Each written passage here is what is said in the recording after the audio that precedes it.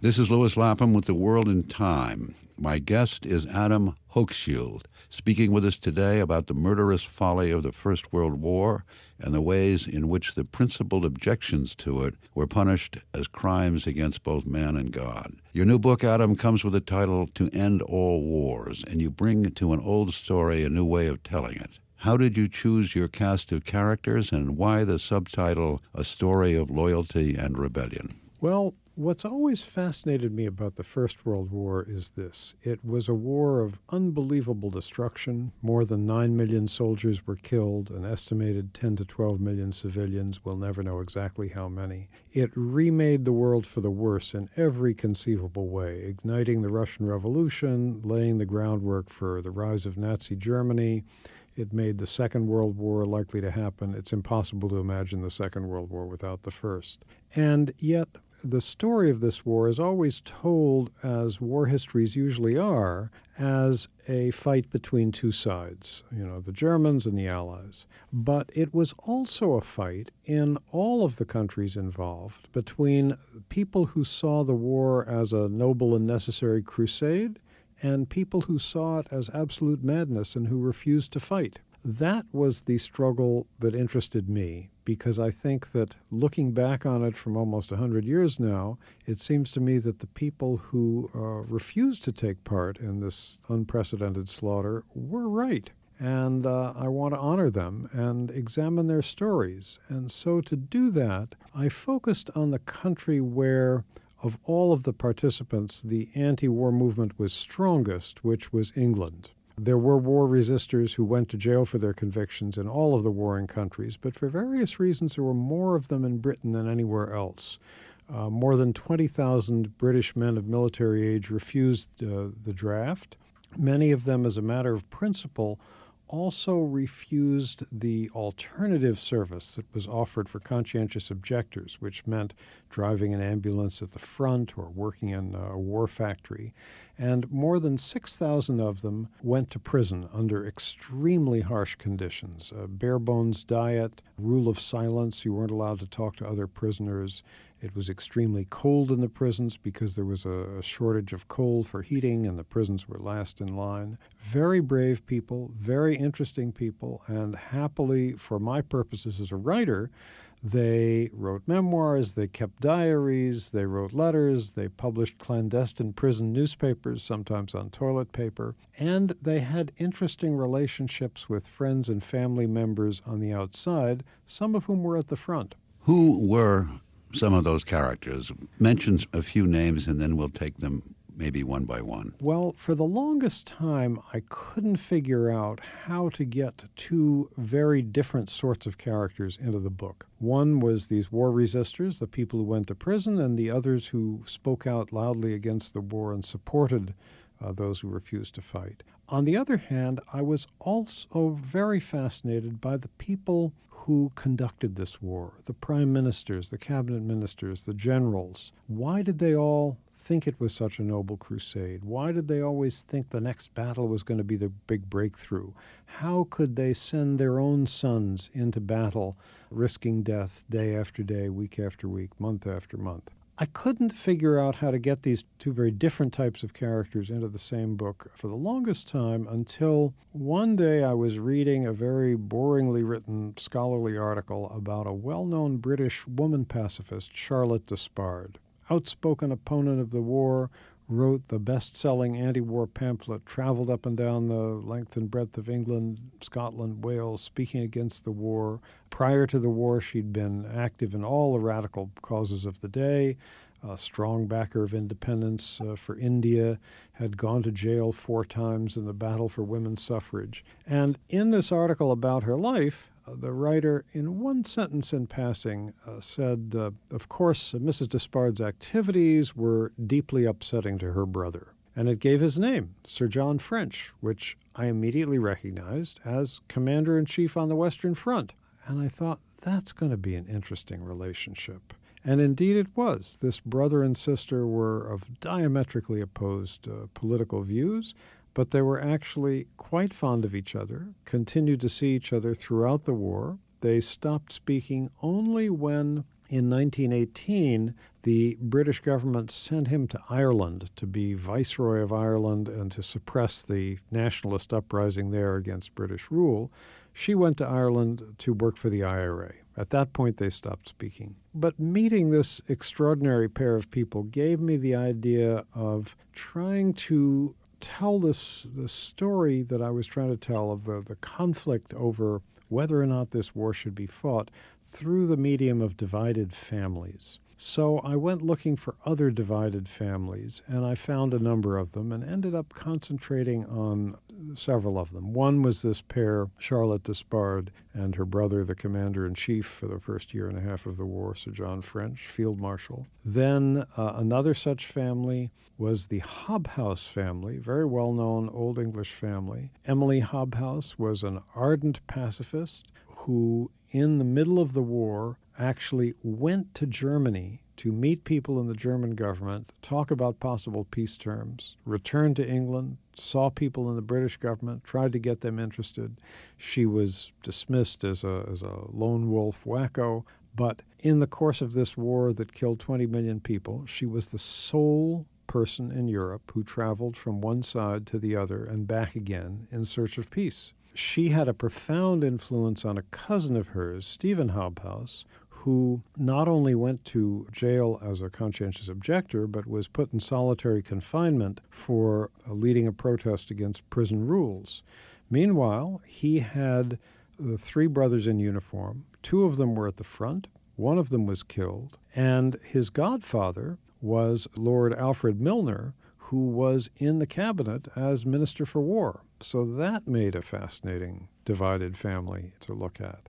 And before you go a little further, tell us, Adam, what kind of public mood are the pacifists and objectors up against at the beginning of the war, the enthusiasm for it that seizes not only Britain but also Germany? So they are really going into the face of very strong public opinion.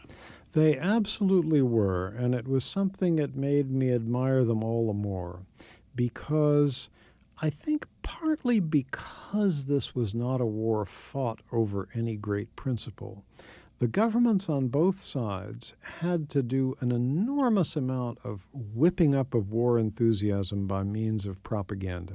And so everybody in England, for example, was barraged with propaganda posters, pamphlets.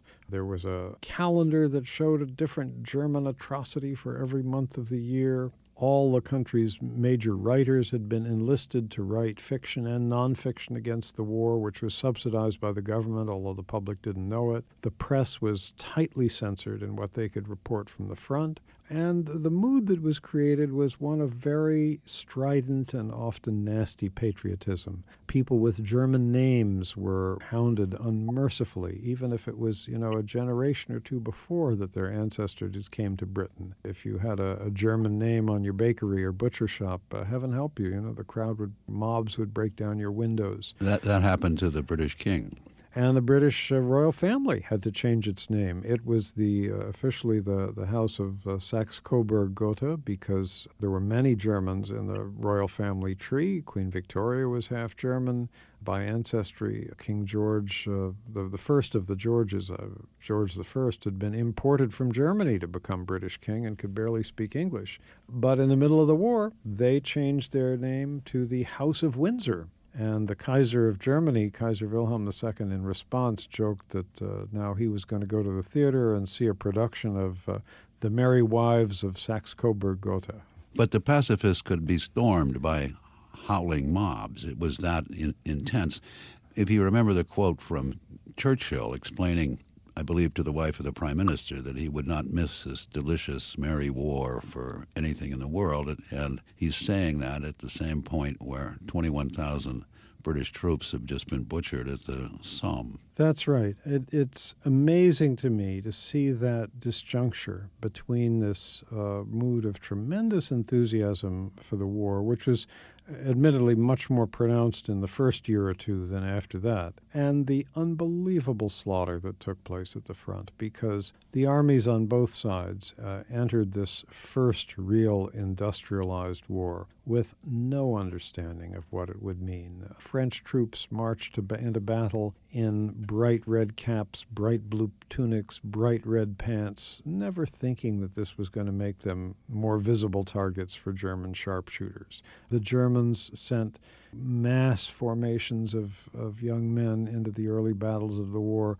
never thinking that a charge of foot soldiers like that could just be mowed down by a single machine gun, which they were. Neither side was prepared for the other side to have machine guns, repeating rifles, and so forth, in large part because the experience of British, French, and German generals in the preceding couple of decades had all been in colonial wars in Africa and Asia, where they were the ones who had the high-tech weapons of the day, and the other side didn't. So they simply were not prepared for the great slaughter that this war very quickly became. Give us some description of conditions in the trenches and the kind of warfare where you say at some point in 1916 that the British generals are thinking that 5,000 dead a week is normal wastage. Yeah, they use that phrase, the normal wastage, 5,000 dead, wounded, or taken prisoner, or otherwise out of commission, normal wastage. What had happened by that point, it happened fairly early in the war, is that both sides dug into these trenches. There was a line of trenches that stretched from the English Channel across a corner of Belgium and then northern France all the way to the Swiss border, nearly 500 miles. And that line budged very little for more than 3 years, because the trench was really the only defense against machine gun fire, against air filled with shrapnel from exploding artillery shells. And the moment you came out of the trench, a lot of people got killed in the trenches, but the moment you came out of the trench, it was even worse because you were exposed to this air full of flying shrapnel and machine gun bullets above grounds. And then if you tried to rush the enemy trench, you came up against this incredibly thick, yards-wide tangle of barbed wire.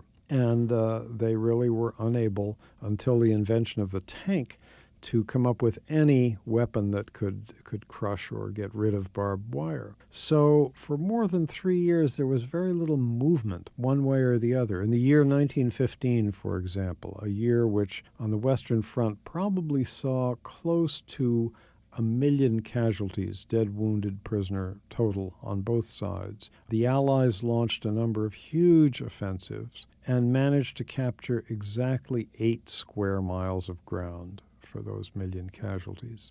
So it was a war where this terrible slaughter took place with very little movement. Talk a little bit about the British propaganda machine and some of the authors, Rudyard Kipling, John Buchan. The war is being presented to the English public as a great and cheerful game that Britain is constantly winning. Well, this was the first big propaganda war. I think one reason why Britain, which really had the most extensive and sophisticated propaganda effort, had to put so much energy into that was that Britain itself had not been attacked at the beginning of the war. They joined in voluntarily, and many people in England thought, well, France and Belgium were attacked. We can understand why they want to fight back, but this should be their war and not ours. So the British government enlisted all of the country's major writers, almost all of them. They held a big meeting about a month into the war, and an incredible variety of people were there. Sir Arthur Conan Doyle, Thomas Hardy, James Barrie, the playwright, many, many more, H.G. Wells.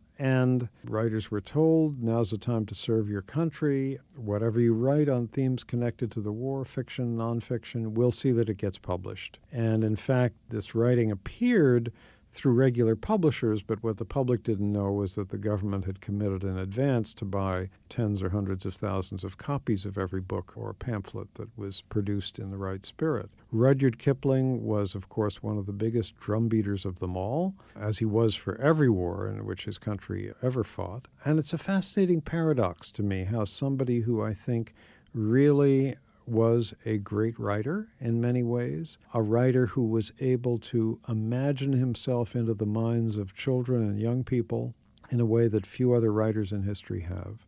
nonetheless was such an enthusiast for sending those young people to their deaths, including his own son, John. From a very early age, Rudyard had encouraged his son John in the idea of a military career. There's a haunting picture of John at age 4 or so holding a rifle that's even bigger than he is. And John Kipling kept getting turned down by the military because he'd inherited his father's bad eyesight. You know how when you see those pictures of Rudyard Kipling, he's always wearing those thick glasses like Coke bottle bottoms. Finally, his father pulled strings with a field marshal the family knew. John got a commission in the Army as a lieutenant in the Guards, went into action, the Battle of Loos in 1915, disappeared from sight, and was never seen again.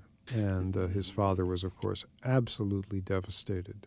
Toward the end of the war, in the fourth year, the anti-war sentiment begins to grow in strength. I mean, the people who have been arguing against the war can be seen as prescient as to how destructive this truly is. And you also have the possibility, or you have, in fact, you have revolution in Russia, and you have revolution by 1918 in Germany. That's right. In a way, the Russians had the biggest anti-war movement of them all, because during the year 1917, it was estimated that somewhere around 1 million Russian soldiers simply walked away from the front and walked back to their villages. And when the Bolsheviks came to power in their coup in late 1917, their promise and their policy was to get Russia out of the war, which they did, and was one of the reasons why they had such enormous popular support at the beginning. Then, as the war went on another year, there was a growth of a similar kind of, not exactly an overt anti-war movement, because that politically was simply not permissible, but a lot of feeling on that score in Germany. And in the last weeks of the war particularly, a large number of German soldiers in the rear areas began to desert. When the German admirals saw that they were about to lose the war, they ordered the fleet out to sea to have a sort of last desperate go-down fighting battle against the British fleet. German sailors put out the fires in their ships' boilers, left the docks, marched into the cities. So this anti-war feeling finally took over in Germany at the very, very end of the war. The tragedy, of course, is that it didn't break out sooner and larger in all of the countries involved. Toward the end of the war, in the summer of 1918, both the Allies and the Central Powers are exhausted. I mean, they've lost millions of people. And what would have been the result, do you think, if the Americans hadn't come into the war in large numbers in the summer of 1918? It's hard to say, but fascinating to speculate about. One possibility is this. It really was the presence of eventually some 2 million American troops in France, which did tip the balance and finally enabled the Allied victory. Suppose that hadn't happened. One possibility is that there could have been a stalemate where there was simply neither side would have gained the upper hand. I think had that been the case, they still would have gone on fighting because there was absolutely no sign of any behind-the-scenes peace negotiations of any sort going on. That, to me, is another one of the extraordinary things about this war. You know, in so many wars, even while they're at their most ferocious, there's something going on behind the scenes. The United States and Vietnam were having negotiations in Paris long before the Vietnam War settlement was finally reached. The U.S. is said to be talking to the Taliban or elements of the Taliban right now. But there was none of this going on in the First World War. Both sides had sworn to fight to the death. And actually, in the British cabinet, they were making plans for the war continuing on in 1919, 1920. So I think if the U.S. hadn't come in, the war would have been prolonged. How it would have ended, I don't know. But it's kind of hard to imagine either side surrendering voluntarily when they had both sworn to fight to the death. Thank you, Adam Hochschild, for speaking to us today about the criminal folly of the First World War. I'm Louis Lapham of Lapham's Quarterly for Bloomberg News. Copyright Bloomberg 2011.